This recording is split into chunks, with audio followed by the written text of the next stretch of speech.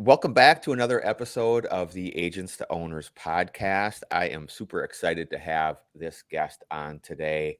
The goal of our podcast is to help young agents, scratch agents, transition from producing side of the business to being a business owner.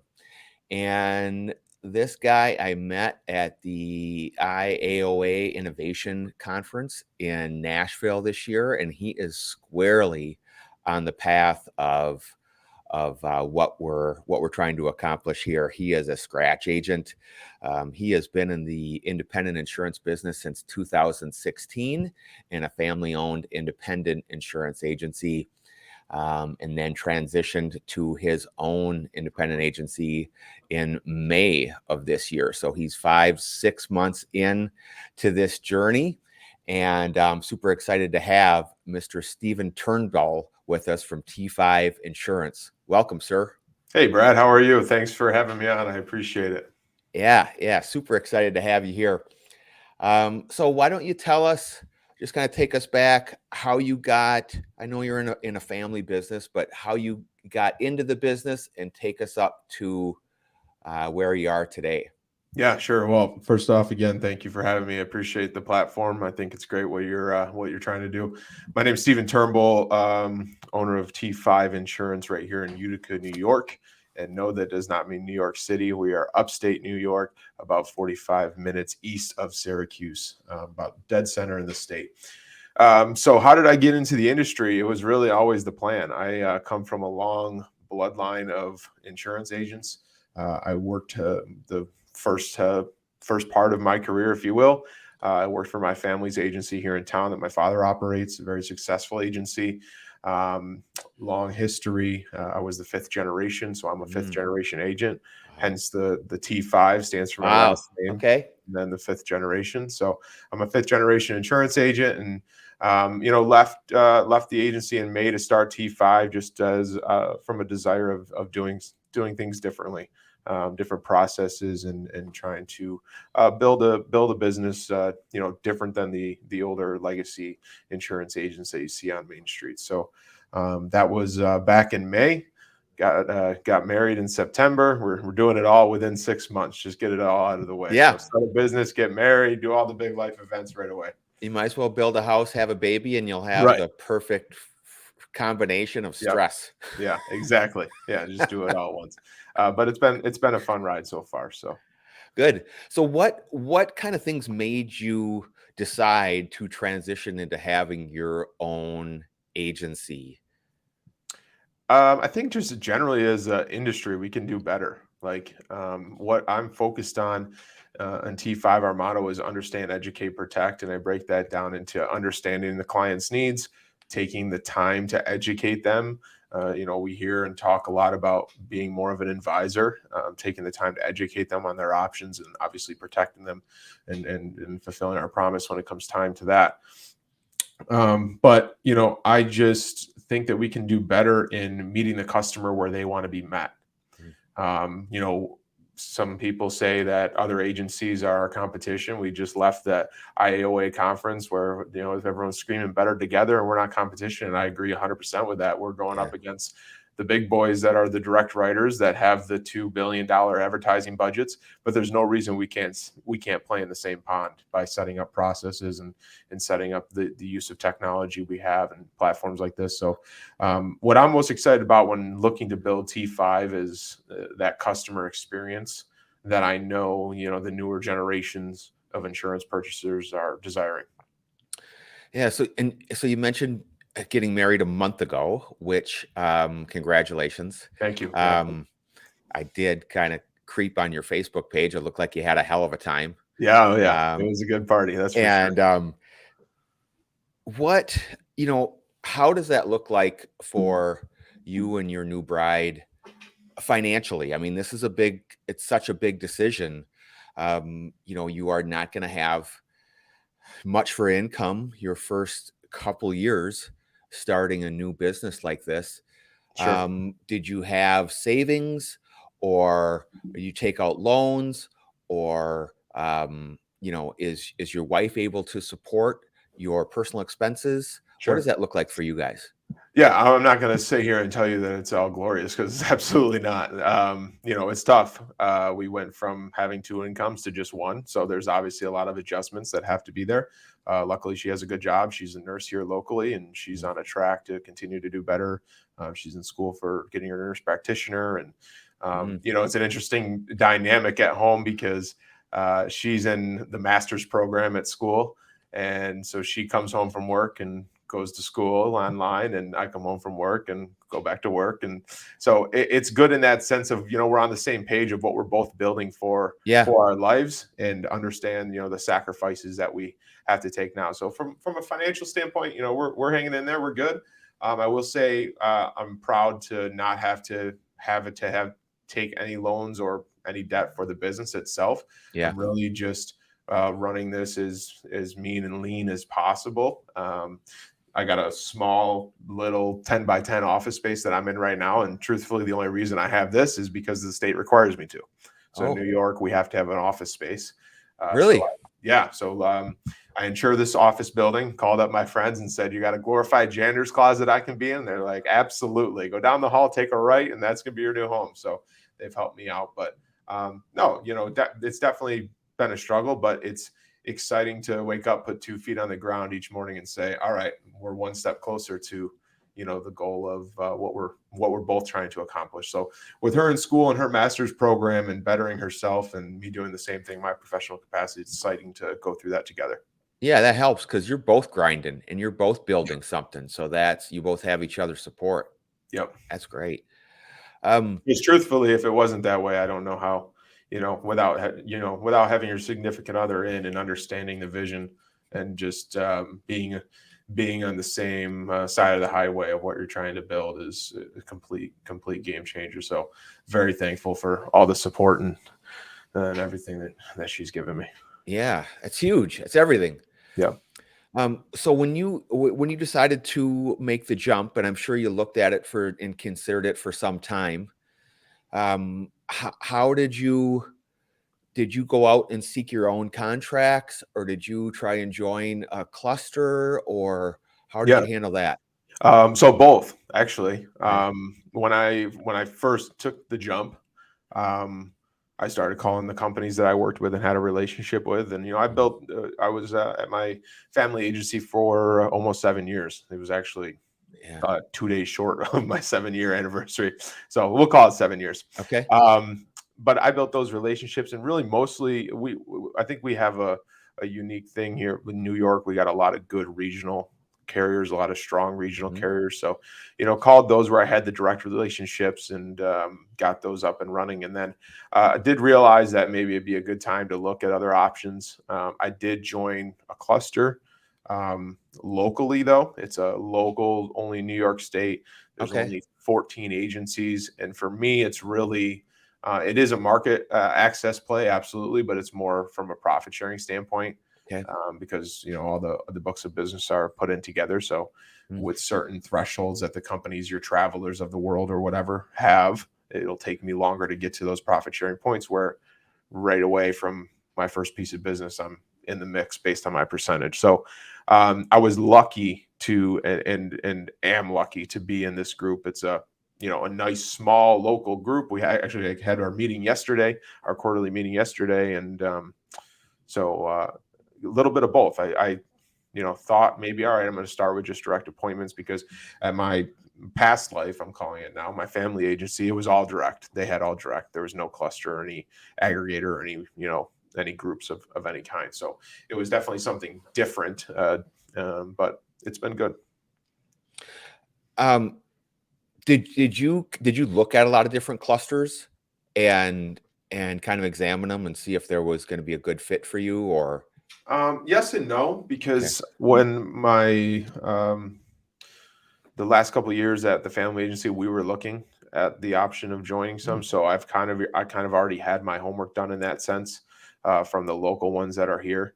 And then, I hear, from the insurance podcast and stuff like that, the big national ones, I did my research there, but never really dove too deep into it. The one that I'm in is the one I had my eye on, and okay. lucky enough that they, brought me in. So Okay.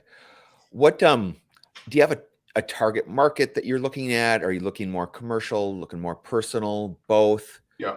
I'm more personal right now. That's been Yeah. my history. I do want to be able to develop that and bring in a team of people that can help keep that operate well and focus more on some commercial niches because I do believe in diversifying the book in that sense. Um, I certainly don't want to be the guy that thinks he can write absolutely everything. I think it's important to know what you're good at. I have a good niche in first time home buyers. I find great success with that.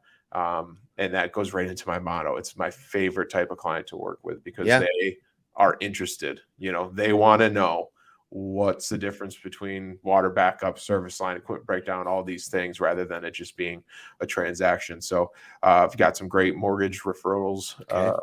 relationships here in town that warrant some good business that way. I do a good amount of habitational and landlord risk. We have Okay. in the area we're in, there's a good amount of that. So more personal right now, I'd say about 70% personal, 30 commercial. Most of the commercial, though, is your Main Street business. Yeah. The mom and pop shop. That's kind of what our community here is made up on. And so that's what's worked for now. And, I'm sure I'll continue to change and go with the flow as that changes over time. Yeah. How else are you how are you generating leads? I know you said you have a couple key loan officer referrals Yeah. or referral partners. How else are you generating leads? It's really just word of mouth. I've Yeah. been, really lucky. If I look at my career now in insurance of 7+ years, I think over the latter part of the last 5 years have been really just consistent word of mouth. I'm very active on social media, very active in the community, which I think helps. So it's really been word of mouth. I think the biggest thing that for anybody that may be listening that wonders like how to keep that consistent flow is like don't ever be afraid to ask for the referral. I Yeah. worked with yesterday. There's a perfect example of high end net worth guy was with Allstate with minimum state limits. All this no umbrella X, Y, and Z, and we took a look at it, saved him a good amount of money, increased the coverage tremendously, and he was, thank you very much for taking the time to review my policies, blah blah blah. And so while he was having that discussion, hey Bob, is there anybody that you think in your circle could benefit from my service? So you never, sometimes it could work, sometimes it works tenfold, sometimes it doesn't. But I Yeah. think in the referral world, just don't be afraid to ask for the support. Yeah, great. I also noticed you are involved in the local Rotary. Yep. You're involved, and I noticed you're even I'm not sure if you still are, the president and Last year. chair. Yeah. Yeah, okay, 1 year. So I was And president for my first 2 months of the agency. So that was fun. I was president. We were planning a gala for 150 people while I was trying to get the agency off the ground, wedding planning. I'm like, just keep editing it on. yeah, I think those are huge. And in terms of for a chamber of commerce, it's a long-term play, Yeah, right? absolutely. And especially being as involved, and not only that, the president and chairperson of it, you're involved in everything. Yeah, So talk about getting your name out there and building trust within the community sure. and other, other business people. I think that's a fantastic strategy. Yeah. Um, I mean, the biggest thing with that is just being consistent and showing up, yeah, and being consistent but intentional. So when I first started in 2016, I just infused myself in every event I possibly could and was the new guy everywhere, introduced myself, walked mm, around to different things, and then kind of like weaned back and realized like where can I be helpful? Where can my business grow? Where am I going to personally grow in these different avenues? So right now, I'm very active in Rotary, as we just said. I'm on the board for the Utica Chamber, and I'm involved in the Business Networking International Group. And I've kind of looked at those as like three different pillars of my community involvement. Like Rotary is surely just a community feel good, volunteer, give yep, back, but I'm definitely getting business from Rotarians, right? And that's not the intention. nope, It's just My grandfather was a secretary of the Rotary Club of Utica for 45 years. So it's a Wow. family thing that's just been a long time history, and a feel good thing. But then I look at my business networking group. We meet every week and it's intentional. Here's the type of person I'm Yeah. looking for. Who do you have that could use my service? And then, the chamber, to your point, is exactly that. Like I owe a lot to the local chamber. I started, like I said, in 2016. 2 days later, I went to a speed networking event there. Barely knew how to spell insurance. Got up and had to give a 3-minute speech Right. about Oh, the agency and who I was, and just winged it. But from that one meeting, I can sit back and draw the connections that I've made with certain people over time. So to your yeah. point about it's a long-term play, be consistent, make the relationships, be a good person, and show up. And that's what builds the trust in being the trusted advisor that us independent agents have to focus on. Yeah, touching on the Rotary, which, like you said, is not the primary reason why you joined Rotary. It's kind of a natural consequence of what happened being there. People do business who they know, like, and trust. Yep. They've been able to see the true Stephen and say, "Hey, I'd like to work with this guy." So that's you're putting yourself by being involved, by being consistent with it, you are naturally getting business with that Yep. and probably a lot of referrals. Yeah. Yep. So I think Yeah. that's great. I heard you say on another podcast, I think it was Sean Fitzgerald's podcast, that you try to work on your business every day and try to get 1% better. What are some of those things that you are working on a daily, weekly basis?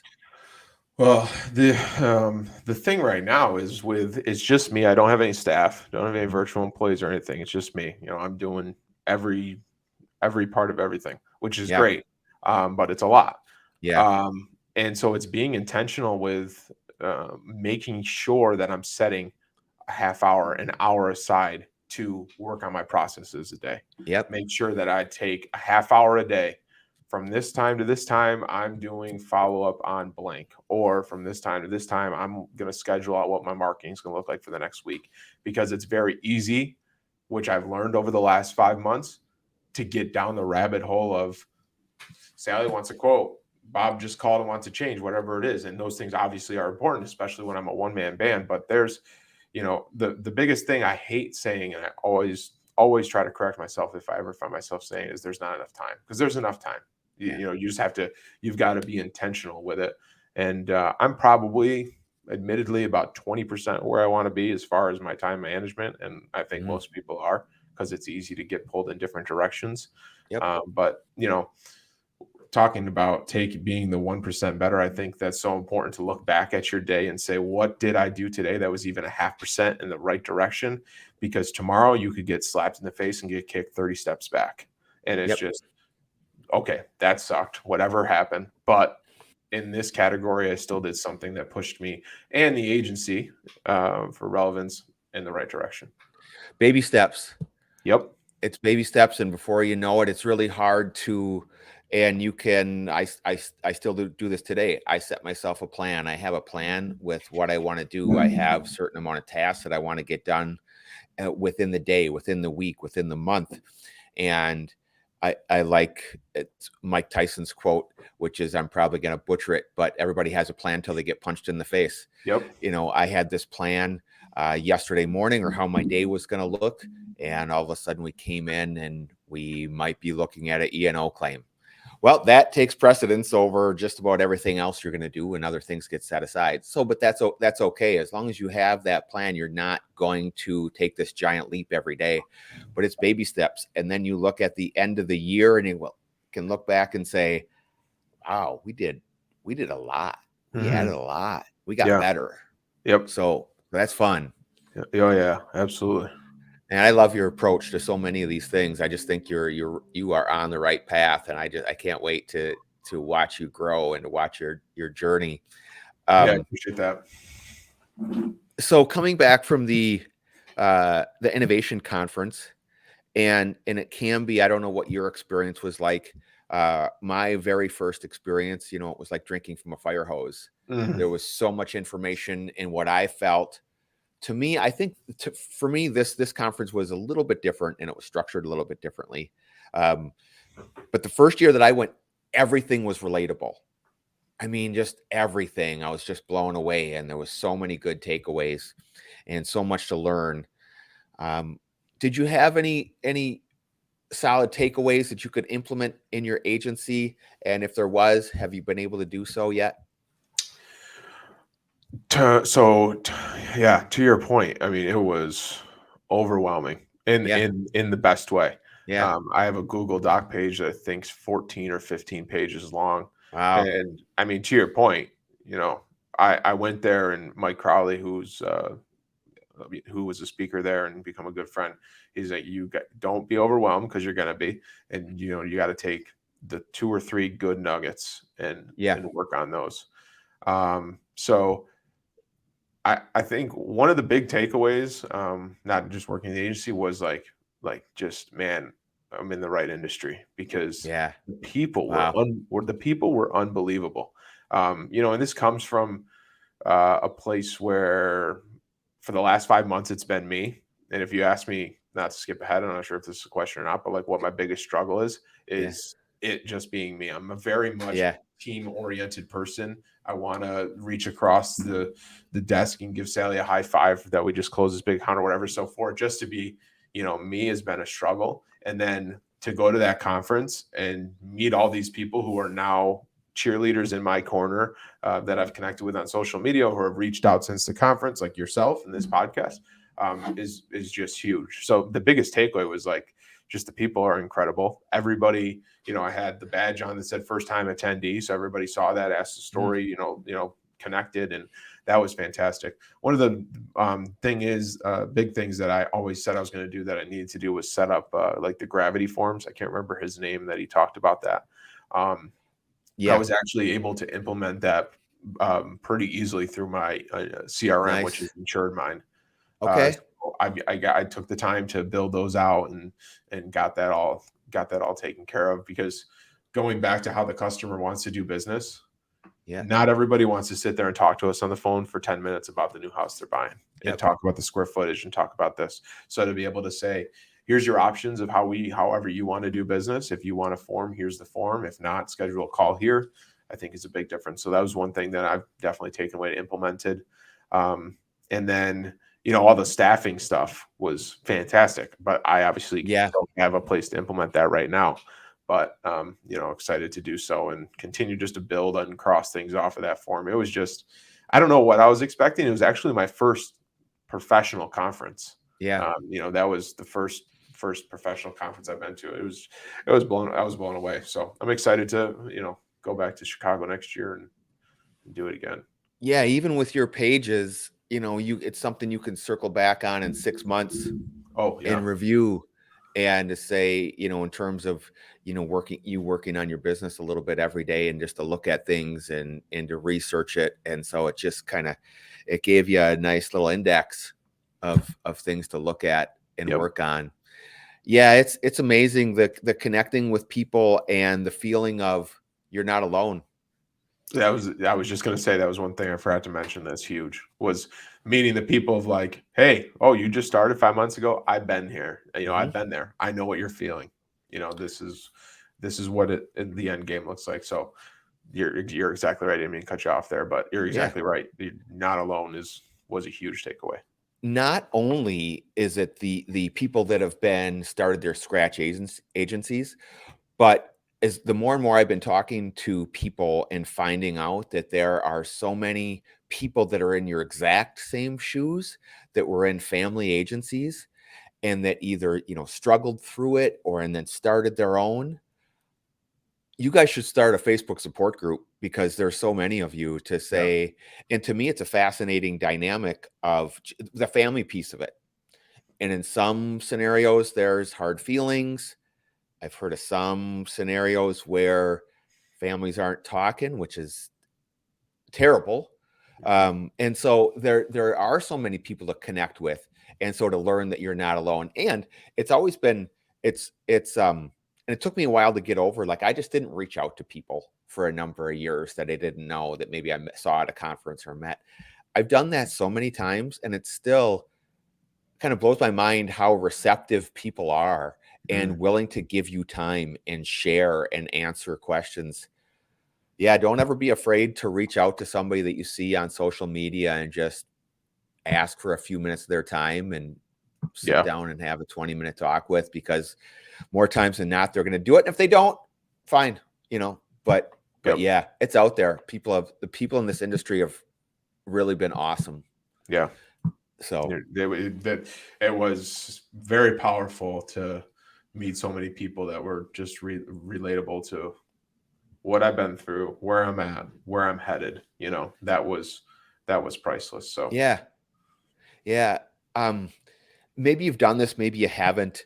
I probably wouldn't in your shoes, but have you looked at and considered, like, where would I like to be in 3 years? Where would I like the agency to be in 3 yeah. years?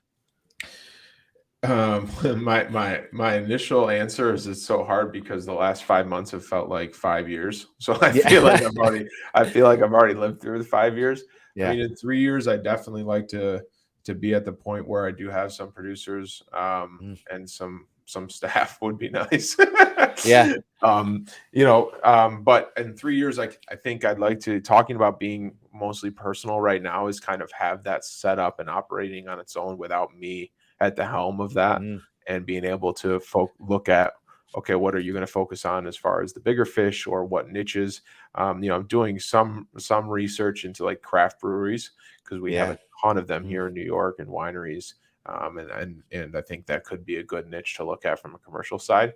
But I've got a long way to go before I get to that point. And I don't want to jump into something that I don't know either, because I know there's a lot of people in the industry who just write everything they write and not even sure what they're doing when it comes Yeah. to a commercial risk. And I know that's a completely different animal, and respect that. So right now, first 3 years is do what I'm good at, do what I can do in my sleep, which is the personal stuff and the light commercial. Just continue to grow and keep the vision going. Yeah. Well, I think with your plan right now of working on those processes for when the time comes, you'll be ready. I Yeah. mean, or as ready as you can be. And if you can have written processes that you're working on, massive, Yeah. because you're going to have a system. Yeah. I mean, one thing that just came to mind is, like, I've been having to remind myself of certain risks, whether it be commercial or maybe more complicated personal, whatever it might be. Like, I can't just try to write everything. Like, I gotta be very intentional of, like, okay, what is it that I can focus on right now that's going to get revenue in the door? Because every day right now, 5 months in, no renewals. That's it. What can I do Yeah. that's going to get revenue in the door? And focusing on, for example, I had a big farm risk that was referred to me, and I've done a few farms here and there, but I'm not a farm insurance guy.